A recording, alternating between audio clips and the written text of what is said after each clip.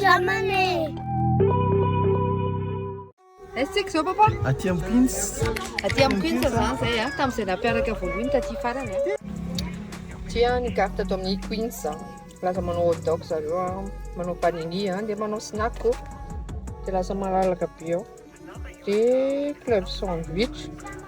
Na Queens amin'ny Queens a, tia burger tia. Dia ny anazy ao a, le américaine sy parisienne le. Le chicken ke sy parisienne. Dia misy hafa dia aka jus koa zao zay a, dia jus ny zareo a 1500 ariary ny anankiray.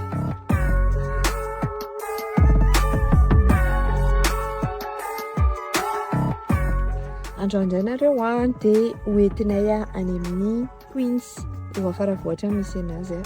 Toerana manan-tantara kely ity satria teo a no nitondra anjinana voalohany tamin'izany. Dia tamin'izany zay a, vao niaraka un jour mihitsy dia ny raha natao ampiasana dia hoe andao hiaraka isakafo e. Dia anisany hoe mba tiako hitana izahay efa fantany le toerana sady mora koa le izy tamin'izany e. Dia azo adino manaotra amin'ny commentaire izy avy ny atao amin'ny Queens na rehetrarehetra. Dia c'est là on tournait tato amin'ny Queens.